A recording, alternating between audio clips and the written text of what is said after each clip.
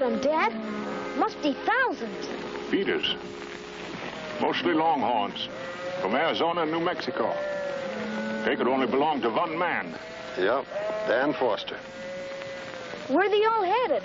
For government rangeland on Lone Mountain. When they get through here, there won't be a blade of grass left. Clean it out just like a swarm of locusts. But isn't that what government range is for? Summer pasture? It's meant to be used, not destroyed.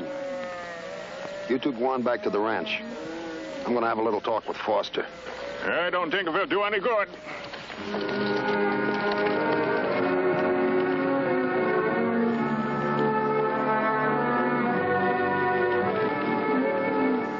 Foster says until Congress passes legislation, he's going to continue operating just the way he has been. I've checked with all the small ranchers around here, and more of them are getting ready to sell out.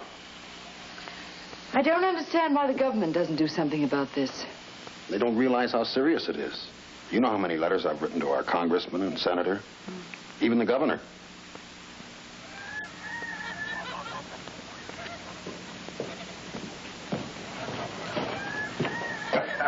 What you doing there, Ken?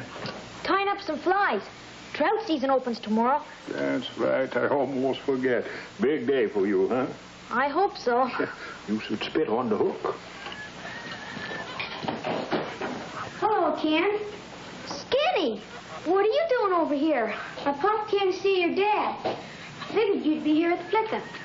Are y'all set to go fishing tomorrow? I can't go fishing with you anymore, Ken. Pop sold our ranch and we're leaving to the city today. Sold your ranch? Why?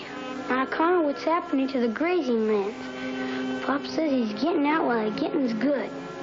Gosh, Skinny, you're my best friend. We're not the only ones. The Warrens and the Taylors are leaving too. So long, Ken. If you ever get to the city, will you come and see me? You bet I will, Skinny. Goodbye. Go on. So long, Gus. Goodbye, Skinny. Good luck to you. Poor Skinny. You don't think Dad'll ever sell our ranch, do you? Well, can't tell. He might have to. You mean on account of that Mr. Foster? Yeah, him and the government. For 2 years now, your father has been fighting to stop overgrazing of summer pasture, but nobody hears to him. Nobody cares about us way out here. There ought to be somebody in the government who cares. Well, Washington is far, far away. It's hard to make them listen to us. Gus, suppose I was to write a letter to the president. You mean to Mr. President himself? Sure. It says in my school book that anybody can write a letter to him. That's right. Why not? Maybe he stopped passing laws for a few minutes and read your letter. You have a good idea, Ken.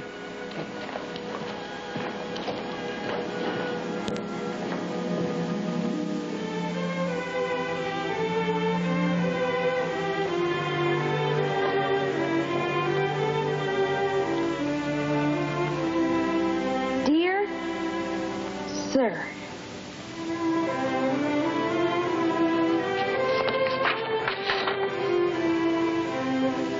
dear Mr. President, sir.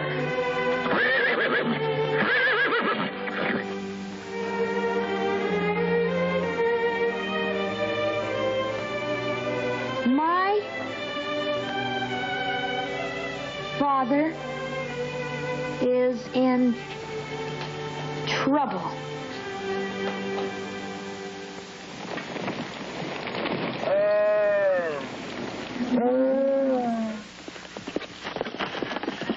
Anything for me, Gus?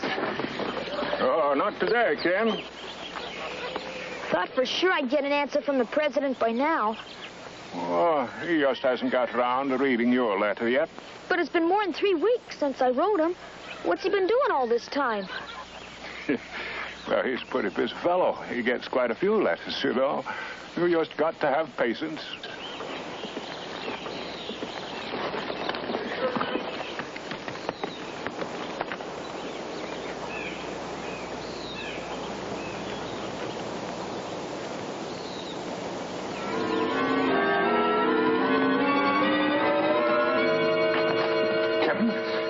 should see this. Says Mr. Roosevelt's coming to Cooley Springs for a vacation.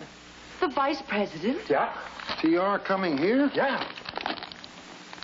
Cooley Springs is to be honored by a brief visit from the Vice President of the United States, Mr. Theodore Roosevelt, who will arrive here Friday on a fishing trip. That were pretty good, huh? Perhaps if you could get to see him, you could interest him in our problem. Could be. TR's a great believer in conservation. Maybe this is what we'd be waiting for. Let's don't get our hopes too high yet. Mr. Roosevelt will headquarter at the Daniel Foster Ranch during his stay here. I may not even be able to get near him, but I'm sure going to try.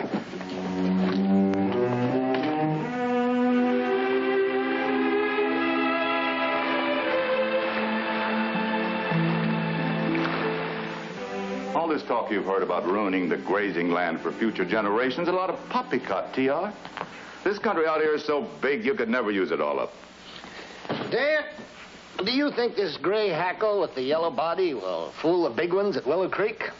Sure, that ought to work out fine. But about this grazing problem... Dan, Yes, sir? I'm out here on a vacation. It's the first one I've had in a long time. Now, I don't want to talk politics or business of any kind. I just want to hook into a 4-pounder. I should have realized. Excuse, sir. Mr. McLaughlin is here. He'd like to see Mr. Roosevelt. One of our local ranchers, TR.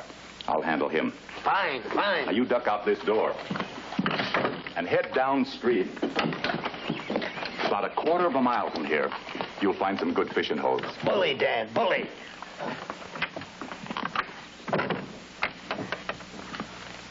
Tell Mr. McLaughlin to come in. Yes, sir. Come in, please.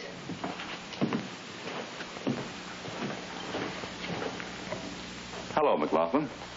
Can I offer you a drink? No, thanks. I came to see Mr. Roosevelt.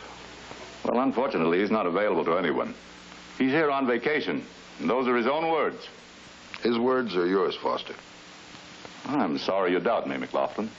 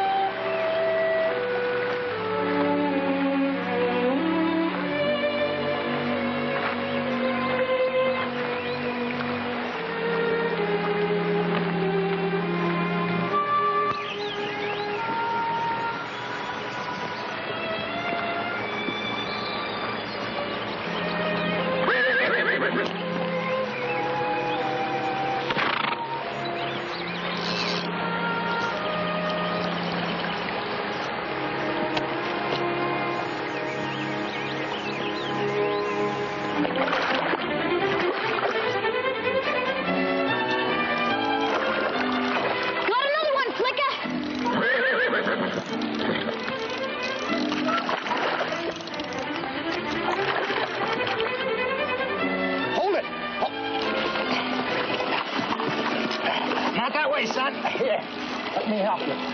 All right, bring him right in here. Close. Oh, that's the pipe. There we are. All right. There you are, son. Never try to land the big ones without a net.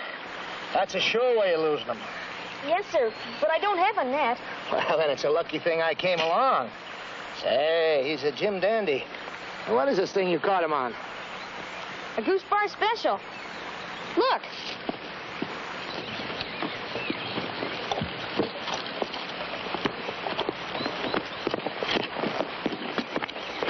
Same thing I caught all of these with. Goose bar special, eh? Well, I never heard of that one. It's the name of a ranch. The trout bite real good on it, especially the big ones. The big ones, eh? Well, I've been using a gray hackle with the yellow body, but I haven't been having very good luck.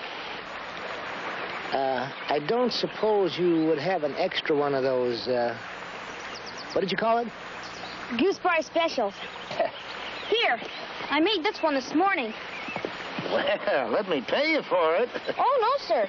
You're welcome to it. I just hope it brings you luck. You're a good sport as well as a good fisherman. What's your name, son? Ken McLaughlin. Ken, eh? Well, that's a fine name. seems like I've seen you somewhere before, mister. Do you live around here? No, I'm just here on a little vacation. There we are. I guess I'm all set. There's a big one over in that pool. I call him Monster. He's awful hard to catch. Got away with 2 of my best flies already. Monster, eh?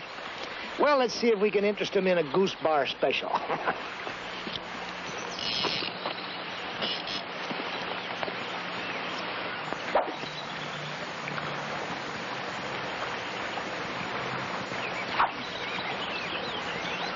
Say, you're pretty good at it, mister. Guess you must do a lot of fishing. Whenever I can. It's a great way to forget your problems. Yeah, I guess so. What's the matter, Ken? Something worrying you? Well, yes, sir. If a stream full of trout can't cure your problems, they must be pretty serious. You want to tell me about it? It's the darned old government, that's what. The government? What's the government got to do with you? Plenty. The president won't even answer the letter I wrote him. The president? You wrote to the president? What did you write him about? Oh, you wouldn't be interested. Well, maybe I would. You want to tell me about it? Well, it's about the government grazing land. My dad says that... The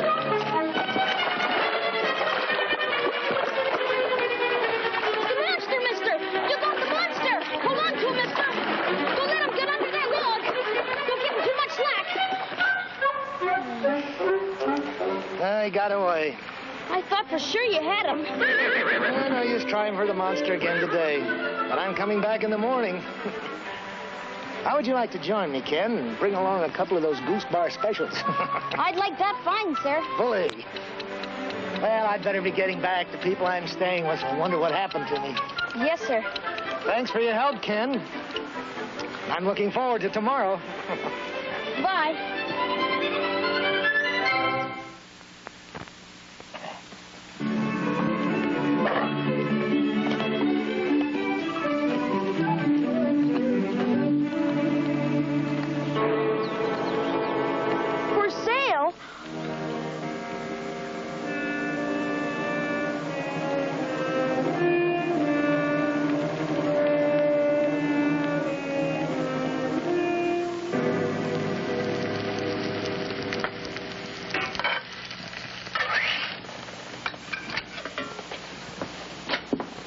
There you are, dear. Save the last one for you. No thanks, Mom. I don't care for any. Well, they taste mighty good, son. I'm just not hungry. Now, I know how unhappy you must be about our selling the ranch, but... Couldn't we wait just a little longer? Now, your mother and I have talked this over, son, and the wisest thing to do is sell now. I'm going into town to the bank to talk to a buyer. Would you like to come along? Can't, Dad. I'm supposed to go fishing with someone I met yesterday. Promised I'd take him some of my trout flies. Better get going. I'll be late. Excuse me? Yes, dear.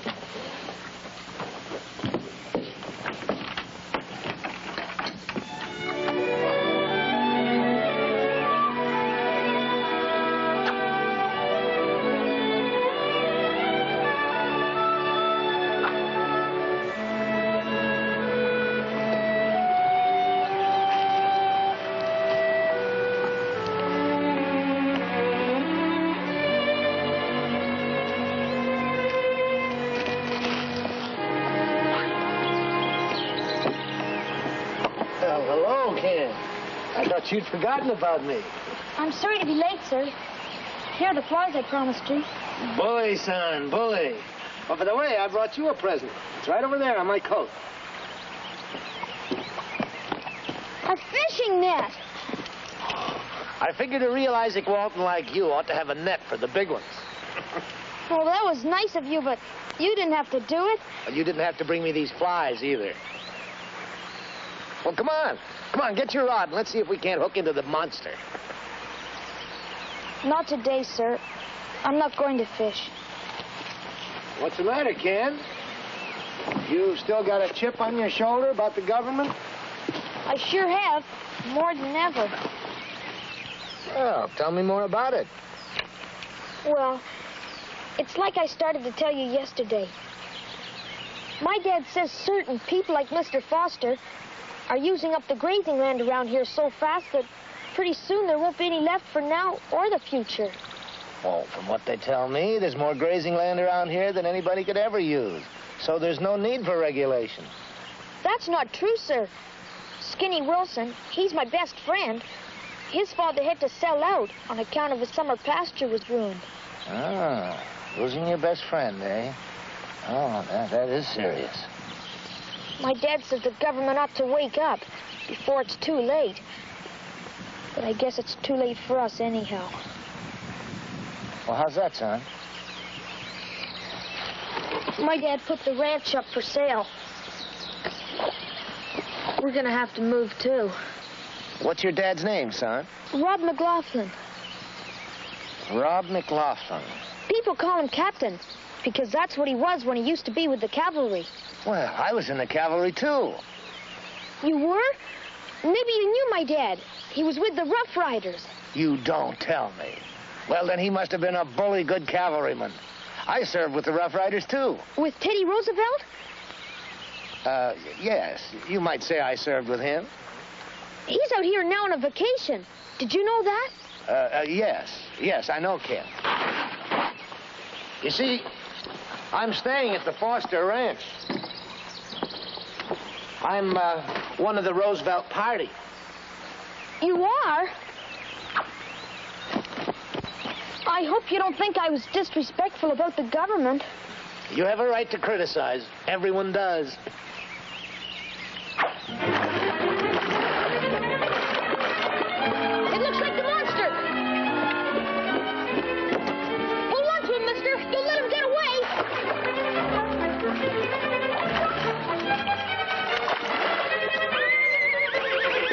I think I've got him, Ken. Beginning to tire. Bring him over here. I'll net him for you.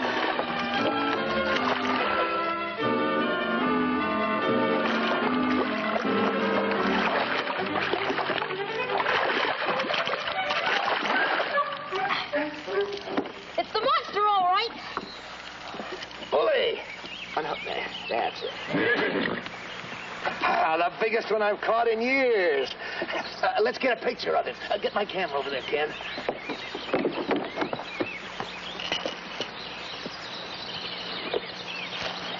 How do I work it? Open it up. Right, pull that out. Now, look in that little glass thing on the top. That's right, and then press the little doohickey on the string. And take it from right over there. Now, be sure everything's in. Could you just move back a little more, please? Certainly. There, how's that? Just a little more.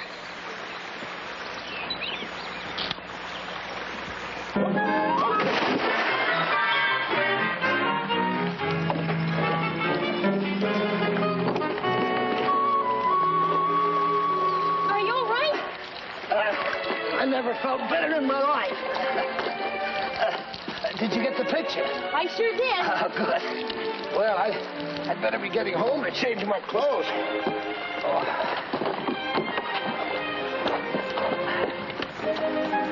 Ken, I'll be going home tomorrow, and I've had a bully fine time, thanks to you. Oh, it's all right. I'm sure glad you caught the monster. Oh, by the way, Ken, I wish you'd ask your dad to stop by the Foster Ranch. I think I can arrange for him to meet Mr. Roosevelt. Gosh, do you think you can? I wouldn't be surprised. I have a feeling the vice president would be very interested in hearing your father's side of this grazing problem. I sure do thank you, mister. I better get right home and tell my dad. Oh, goodbye, Ken. And I hope we meet again. Goodbye, sir. Thanks for the net. And you're a bully fine fisherman.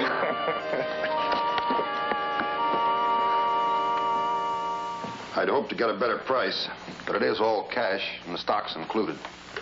I'm afraid we'll have to take it now. How soon do we have to decide? I told him I'd sign the bill of sale today. Since we have to sell, we might as well get it over with. Dad! My friend says he can get you in to see Mr. Roosevelt. We won't have to sell the ranch. Now, hold on a minute. Your friend? The man I've been fishing with. He's a member of Mr. Roosevelt's party. And he said he used to be in the cavalry with Mr. Roosevelt, just like you. And he can get me in to see the vice president? He said if you served with the Rough Riders, you must have been a bully good cavalryman. Did he say bully good cavalryman? Yes, sir. What does this friend of yours look like? Well, he has a big mustache, like this. And little glasses up here. And a great big smile that...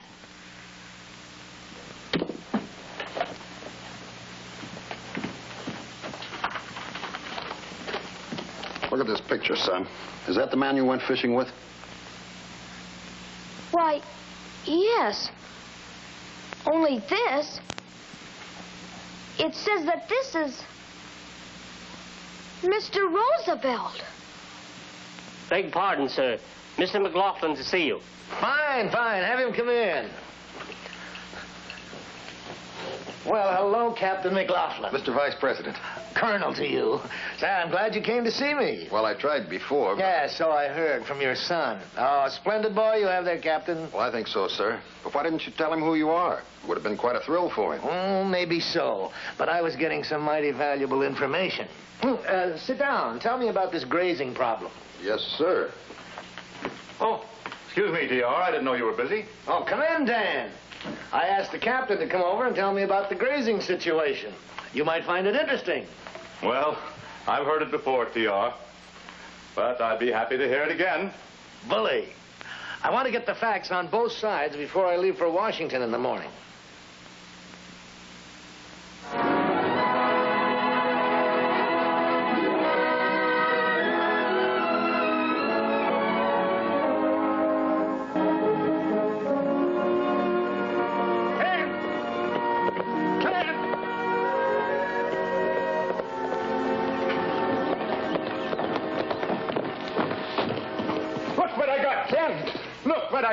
What's all the excitement, Gus? Special delivery letter for Ken. For me? Yeah? It looks important. Maybe Mr. President find time to answer your letter. Master Kenneth McLaughlin, Goose Bar Ranch, Coulee Springs, Wyoming.